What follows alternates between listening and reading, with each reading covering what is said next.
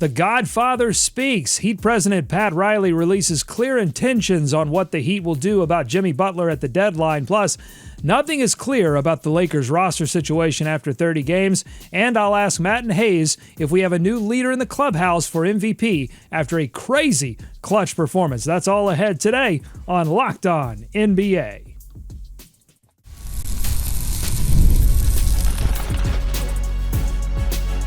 You are Locked On NBA, your daily NBA podcast. Part of the Locked On Podcast Network, your team every day. Welcome to Locked On NBA. Thanks for making us your first listen of the day. We are free and available wherever you get your podcast, part of the Locked On Podcast Network, your team every day. Today's episode is brought to you by FanDuel. The NFL playoffs are almost here, but it's not too late to get in on the regular season action with FanDuel because right now, new customers can finish the season strong with $250 in bonus bets if your first $5 bet wins. Visit FanDuel.com to get started. I'm Doug Branson, host of Locked On Hornets, and your Shot Clock Sherpa, guiding you through the NBA's biggest stories with the help of Locked On's local experts. With me are two of Locked On's premier national NBA experts from the Locked On Nuggets podcast and senior NBA writer for the Action Network. We've got Matt Moore, and from the Locked On Bulls podcast, we have Hayes. 2 thumbs up from Matt Moore. Matt, that has to be in response to an amazing night of basketball. Real good, great follow-up to an awesome Christmas Day slate as well. Buzzer beaters galore. Miami gets a buzzer beater. The Kings pull off a collapse to the Pistons with a 4-point play to finish that one. Just wild basketball all over. Wild scoring. Great night of hoops. The league's really thriving right now. We're thumping right now. And we are going to get to all of that in a moment. But first, we've got a couple of updates on Shams reports that we covered on yesterday's episode. First, that Jimmy Butler prefers to be moved by the Miami Heat before the trade deadline. Heat President Pat Riley responded with a statement, strong statement. Let's go to Locked On Heat's Wes Goldberg for that and the response for their response. Pat Riley released a statement in response to the recent reporting around the Jimmy Butler situation. And he said, we usually don't comment on rumors, but all this speculation has become a distraction to the team and is not fair to the players and the coaches. Therefore, we will make it clear. We are not trading Jimmy Butler. This statement worries me as a Heat fan. If the front office really thinks that by simply releasing a statement is enough to end the speculation and this distraction, then it proves that this organization is as behind on the times as some fans have feared. People are going to speculate about this, and reporters are going to keep reporting about this because it is unresolved. It is not rumors. This is reporting. And Pat Riley uses that term rumors. And it's like, it's not a rumor that Jimmy Butler doesn't know where his next contract is. This does not come off the way that I think the Godfather thinks it comes off. And it shows that this team just isn't with it in 2024. This front office is a little bit behind the times because this stuff does not work anymore. The toothpaste on this is out of the tube, and a press release, a tweet, that doesn't put it back in the tube. This is embarrassing. Matt, do you believe Pat Riley, or is this, as Wes Goldberg suggests, they are putting toothpaste back in the tube in a way that will surely result in you looking foolish at the deadline? Godfather's been doing this a long time. He's been doing this a long time, and he's dealt with a lot of stuff throughout his decades in this league. However, at this point in his career, I do not think he is equipped to handle the storm that is coming. Jimmy Butler, when he decides that he's unhappy and he decides that things need to change, is like it's Bane in The Dark Knight Rises, where he puts his hand on the guy's shoulder and is like, do you feel you are in charge? Like that's the situation here, where it's like, you could say that Jimmy will continue to escalate things unless you A, get him the contract he wants, or B, move him somewhere where he can get the contract he wants. Like, this will only get resolved in one way, because that is where the league is at in 2024. The players have the power. And if any player has the power, it's one of the most disruptive personalities when he's upset. Even when he's happy, he's disruptive. One of the most disruptive personalities in the league. I think that Pat Riley may have underestimated just how petty Jimmy Butler can be, because Jimmy Butler has primarily been happy in his time in Miami. Like, let's not forget Like it's like him getting traded away from Chicago literally was just like, at that point, it unlocked something in him where the pettiness is just had been at an all-time high in Minnesota and in Philly. And so, like, I get what Pat Riley, I get what the intention was behind this. And it's a noble intention, make no mistake about it. But I'd say this, even outside of the press release or not, if your locker room full of professional NBA players who have been involved in trade talks probably for a large part of their career, if there's causing such a disruption in there, there's something a lot more going on rather than writers writing about what everybody's talking about anyway. It's something within the personnel you have in that locker room. And maybe we're starting to see a crack in that heat culture, and Jimmy Butler would be the type of player to expand that a little bit. I'll give you another Bane quote. Peace has cost you your strength. Victory has defeated you. Has defeated you. No. All right, let's move on to another update from yesterday's show. Luka Doncic, his latest calf injury sustained in that Christmas Day game versus the Wolves. He's going to be reevaluated in 1 month. Locked On Mavs host Isaac Harris breaks down what that changes for the Mavericks and the rest of the Western Conference. This is a story that could change so much of the Western Conference, not just the Mavericks season, but I mean, if Luka does miss 2 months and comes back after the All-Star break, where does Dallas stand, right? Like, this team with a healthy Luka all regular season would probably finish 1, 2, or 3 in the Western Conference. Does this force the Mavericks to make a trade? If you're not confident, if Mavs are not confident in Dinwiddie or whoever it is offensively, do they look at the market? I know obviously they've been in talks and shown interest in different players. Does it tweak a little bit of what you might be interested in? If you are pursuing a Dorian Finney-Smith from the Nets, do you entertain adding a little bit more and shift into Cam Johnson on the same team instead of Dorian, because you're like, man, it'd be nice to have a little bit more offense while Luka's out to help us keep pace with the Western Conference? Hayes, a month is a long time for any team to be without its best player, even a team with Kyrie Irving on it. How does this reshape the Western Conference playoff race, and should the Mavericks be more aggressive on the trade market now that they have this news? I mean, if you want to stay the course in the sense, like, you don't want to all of a sudden make a more aggressive trade. Yes, you're going to be without Luka for a month, but I mean, you have to trust the depth that you've built here with this team to where you can stay afloat enough. Yeah, you're going to fall down the standings a little bit. Denver's playing better. They're 6-4 in their last 10. The Memphis Grizzlies are already ahead of you. They've been playing really good as of late. But, like, yeah, you're going to fall down a little bit, but you need to trust what you have between your coaching, the depth you have on your roster. You just got to stay out of that playing area. And when Luka is able to come back, you got to trust you're going to be able to go on a run when needed. This is about the playoffs for the Dallas Mavericks. And so I'm not saying they don't need to make a trade. If you're going to make a move, then still make that move. But I don't think you need to all of a sudden be desperate for a move if you didn't have one on your horizon already. How often does the team actually make a move when they need to? I keep hammering on this.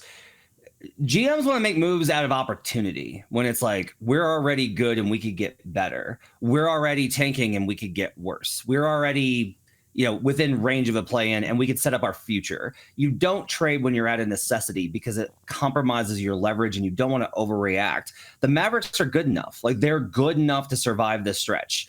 Are they going to be a top West team? Probably not. By the time that we get to the end of the month, they'll have probably slid to, like, I don't know, bottom of the play-in bracket, but I think they're still in that top 6. And that's fine. That's good. Like, that's more than good enough. They're going to be fine when Luka gets back. As far as, like, the DFS conversation is concerned, as a good kind of comparison point here, I hear that there's another Southwest team that is at the doorstep of a DFS trade, and it is not the Mavericks. It is the... You can figure that out for yourself, Doug. Oh, the suspense play. All right, and takes a sip of the energy drink as the dismount. I love it. All right, that actually leads perfectly into a conversation that I want to have coming up on the Locked On NBA podcast. The Locked On Lakers says time is up for Rob Pelinka to evaluate this roster and that they need to make a move. It is time for action. But before we get to that, there were a lot of big numbers being tossed around last night. SGA dropping 45. The Grizzlies putting up 155 in regulation. But both of those might not be as impressive as what the Atlanta Hawks did. I'll talk to Matt and Hayes about that in just a moment. Today's episode of Locked On NBA is brought to you by Robinhood. With Robinhood Gold, you don't need a silver spoon to eat up the financial favors of the 1%. Robinhood Gold allows others to get the rates and perks usually reserved for the high society. Now the resourceful individual with Robinhood Gold can earn the very liberal rate of 4.25% APY on uninvested cash and be rewarded with a handsome 3% retirement boost on IRA account contributions. Robinhood Gold provides the privileges of a high net worth for any net worth. These generous benefits are now available for only $5 a month. The new gold standard is here with Robinhood Gold. Sign up at robinhood.com/gold. Terms apply. For product-specific disclosures, visit robinhood.com/gold. Investing involves risk. Rates may change. Gold membership is offered by Robinhood Gold, LLC. More Locked On NBA just ahead. Thanks again for making Locked On NBA your first listen every day. Make sure to check out Locked On NBA Game Time for recaps of every game every night. Your favorite NBA team also has a free and daily newsletter. Go to lockedondaily.com and subscribe to stay up to date with local expert analysis and amazing writing from Katie Heindel, Mike Shearer, and Locked On Fantasy Basketball tips from Josh Lloyd. The NBA was praised for the level of play on Christmas Day, and there was no let-up on the day after Christmas. We had multiple game winners, back-and-forth lead changes, and impressive scoring performances across the 9 games played last night. But I'm greedy, and I want more, so we're going to play Gimme More, and I want to know which team performance was more impressive. Is it Memphis scoring 43 and a quarter twice, 155 in regulation, and 7 players scoring 15 or more with no one scoring more than 25? Or was it Atlanta scoring 50 points in a fourth quarter to overcome a 17-point deficit and win the game? Hayes, we're going to start with you. I'm going to say Atlanta in this case, mainly just because, scoring 50 points in a quarter, yes, they were helped out a lot by the refs. Look at that free throw disparity there. It was huge, but they overcome a game in which Zach LaVine scored 22 points in the third quarter of that game, and it looked like they were out. They were down and out. Nobody would have talk crap about the Atlanta Hawks had, 4 minutes into that fourth quarter, they set down their starters, but no, they fought back. They came back. Yeah, the Bulls defense sucks, but the way that, scoring 50 points in a quarter is still a huge feat that was done there. Congrats on scoring on the Bulls. Good job. Congrats to you. 50 points in a quarter. Hold on. Good job. You're not going to Washington Wizard us there, Matt. No. Memphis, by the way, the Atlanta Hawks thing, if everyone can score 30 versus the Hawks, yeah. How about Javon Carter's 19 in the first quarter of that game? Memphis, I'm going to go with, and the biggest reason is this. Memphis right now is cruising where they don't have, they're playing starters just so they can hit stat thresholds for their bonuses. That's the only reason they're having to play some of these starters, some of these minutes. And this is a team that has struggled to score. And now all of a sudden they're getting these not just great scoring performances, but balanced scoring performances consistently from these teams. They're up to 15th in half-court offense. They're slowly working their way up there, and they're getting these contributions from everybody. I mean, it is everybody. Scottie Pippen Jr., Jalen Wells, who I think probably needs to be higher in the Rookie of the Year conversation.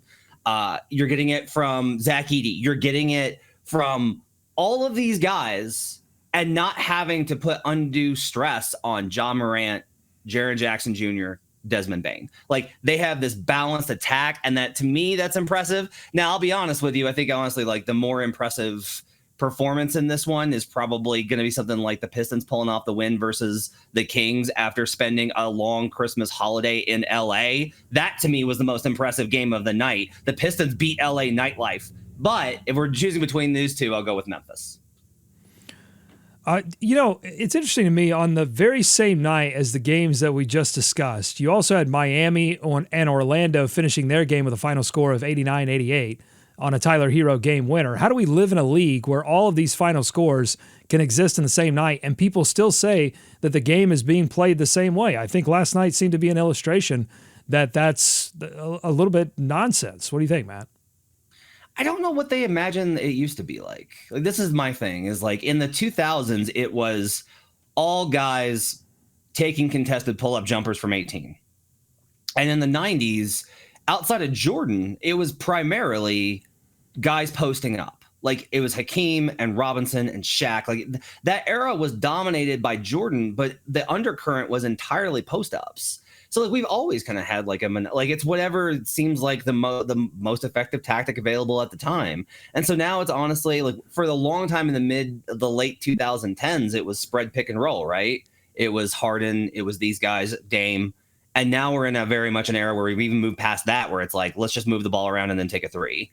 And a lot of teams do that, but a lot of teams honestly don't. Like Orlando doesn't do that. Boston doesn't run pick and roll. Some teams run heavy pick and roll. To me, it's just it's everyone only reacting to the final shot and not how you got there, which to me is baffling because it's like saying that a 40-yard bomb to Justin Jefferson is the same thing as a 5-yard pass to Travis Kelce. And those are not the same types of play sequences. Those teams play differently. And you just have to go a little bit deeper if you want to have an actual conversation about it and not just be firing takes off the hip. We don't live in that world, Matt. It's all about takes. Nobody cares about actually processing the game of basketball and what goes into creating a play. It's all about the end result, man. That's all. That's the world that we live in now. And on that note, let's talk about the Lakers. Before the season, Lakers general manager Rob Pelinka said he needed 30 games to evaluate the Lakers roster before making any major moves. The Lakers crossed that threshold, and the Locked On Lakers hosts say the front office is playing scared at the worst time. They're still frightened. They're still, gun shy from the Westbrook thing.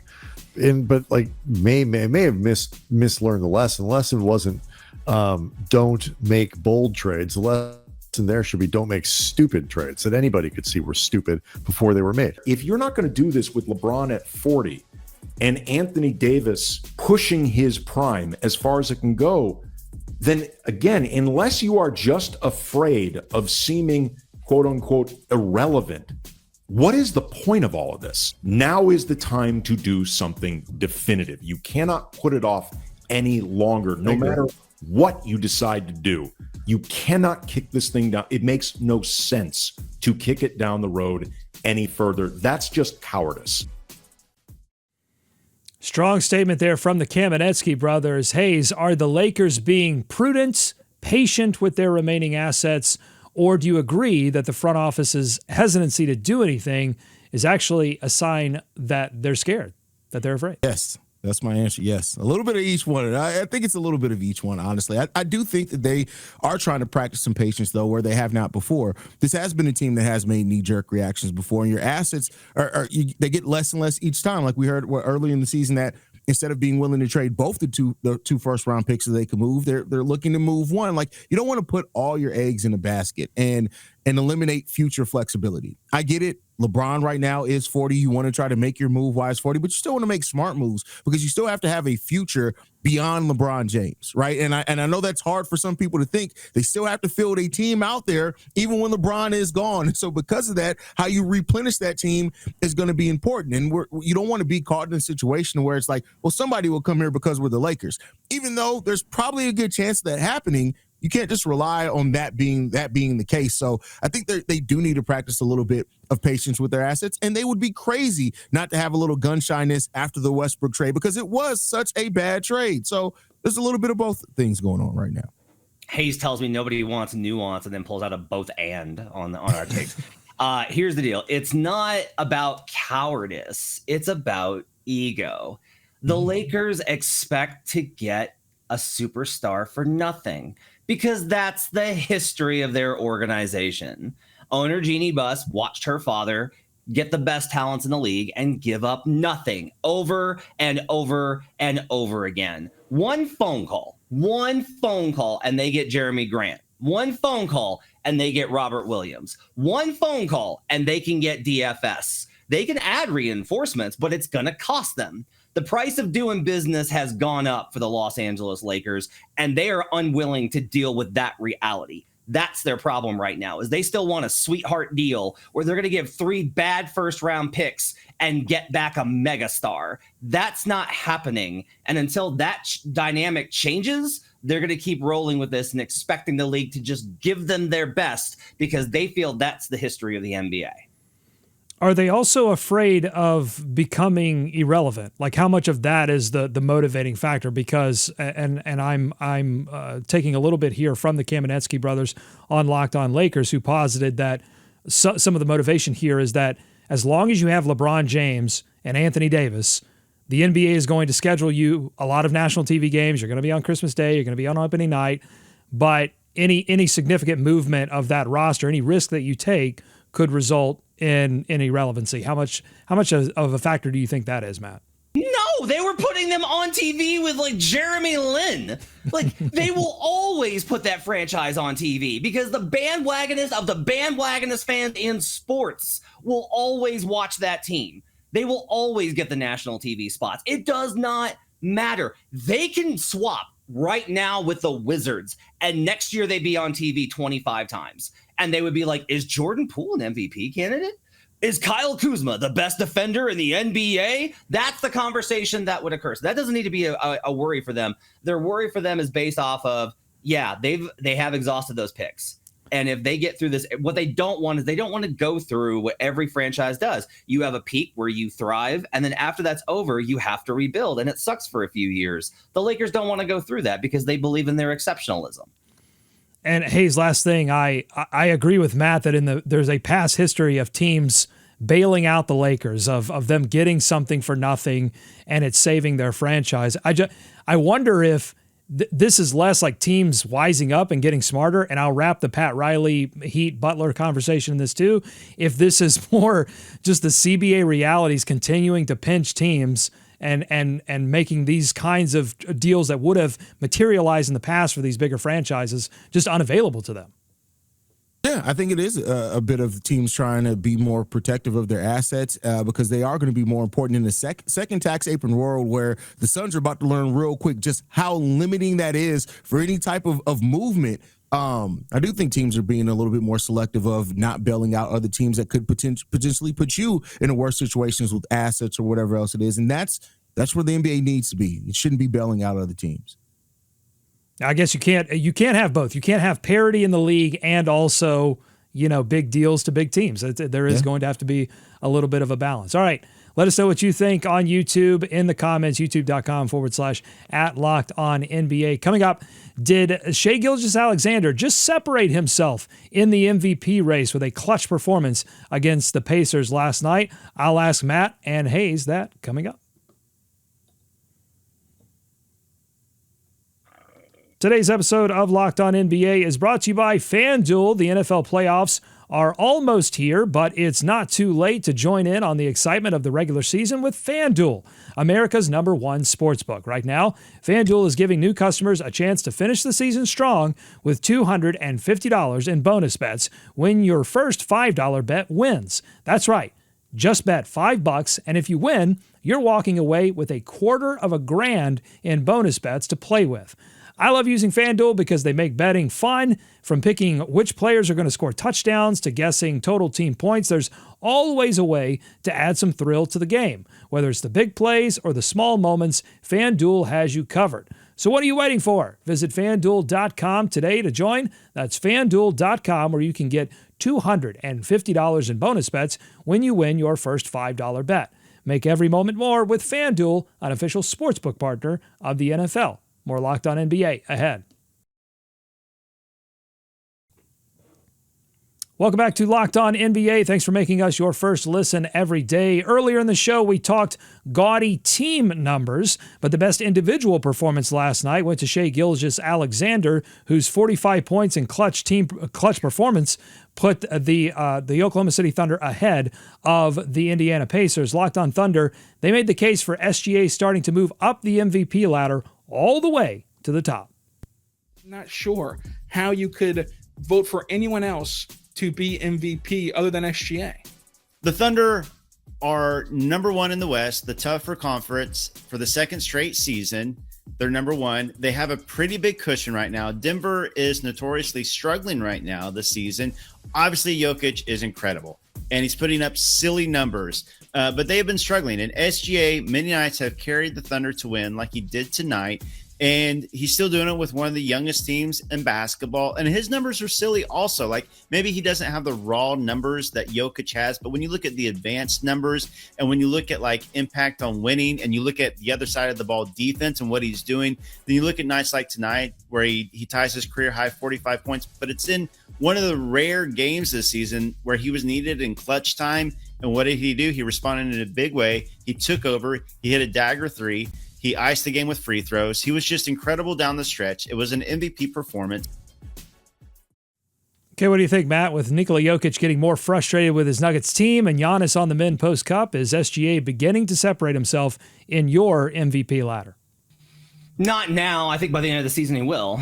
I wrote a big thing on this on Monday about, and I'm doing this every Monday on my Substack, about every Monday or every other Monday, about the MVP race, and talked a lot about defense this week. And one of the things that you really need to know is SGA is so much better of a defender than you think he is. Now, there's competition in this. I think Giannis is the best defender in the MVP conversation, and I think Tatum's probably second. But Shai is a very close third to Tatum.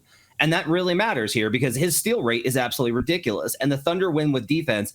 And Shai doesn't drive that defense, but he is also not a passive bystander. They're not hiding SGA the way the Nuggets are hiding Jokic.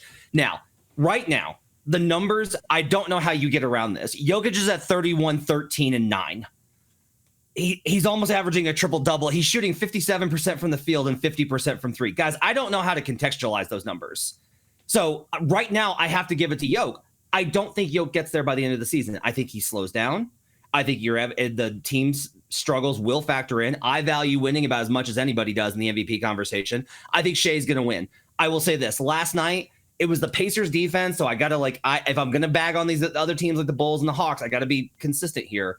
But Shai's ability to absolutely control the pace of a possession, and no matter what you do, he's going to drive on you. His hesitation dribble, I was watching for a quarter. He got like 8 guys just completely wrecked with his hezzy. I mean, it is such a beautiful watch if you dive into how SGA plays basketball. I think he's going to win MVP this season with Luka Doncic now hurt. But right now, I would give the edge to Jokic, but we have to look forward, and that means I think it's going to be SGA.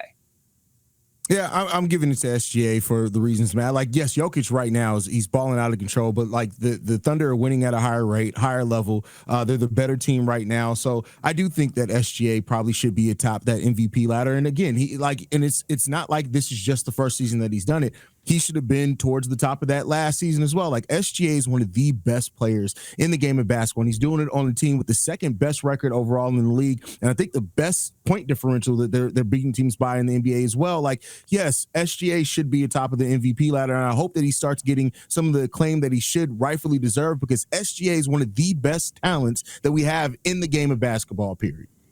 For Locked On Hornets, I was researching the number of drives that the elite guards in the NBA take over the past couple of years, and in the context of LaMelo increasing that number, and just how much separation there is between SGA and the number of drives he has per game and the rest of the guards in the league. I mean, your Foxes, your Balls, your Trae Youngs.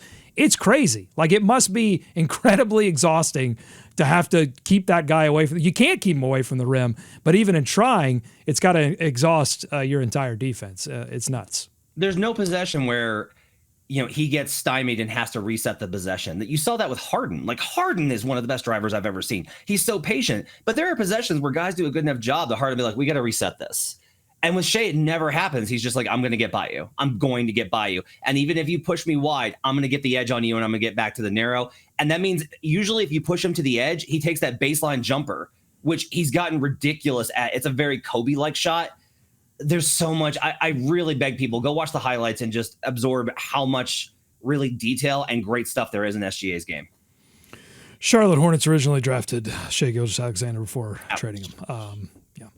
All right, favorite things of the week. It's a weekly way to end the week, get you into the weekend. Let's start with Hayes. Hayes, what was your favorite thing or favorite things of the week?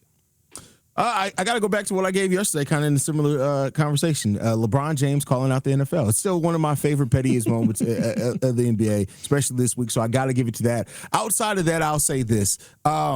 The performance, the fact that the Bulls lost the game by giving up 50 points in the fourth quarter. You know, I always got to link my team back here. It's one of my favorite things of the week because let that be like we lost in the same week. The Bulls lost to a Milwaukee team without Dame and without Giannis by 20 points. And then you turn up and give 50 points up to the Atlanta Hawks in the fourth quarter of the game. Bulls fans, wake up. The Bulls aren't doing anything this season. Embrace the tank.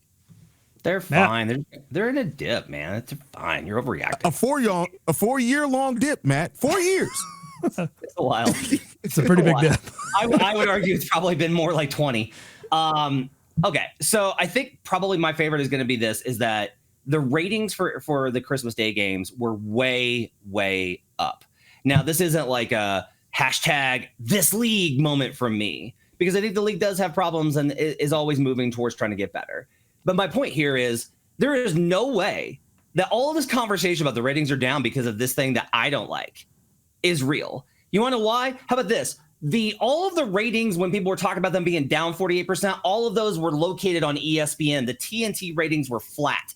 Guess who had all the ESPN or all the Christmas Day games? ESPN ABC. It's the same people. So we can't pinpoint it on the coverage. So even the people that are like, it's the way they talk about the game. Nope. People were watching SAS and Kendrick. Like, there's no relation. The reality is that ratings are more complicated than we understand. Unless you're a TV ratings expert, maybe we should all try to stop pinning it on things and just like move on with enjoying the sport, as opposed to being like, if you fix this thing I don't like, then the ratings will get better. That's my favorite thing of the week.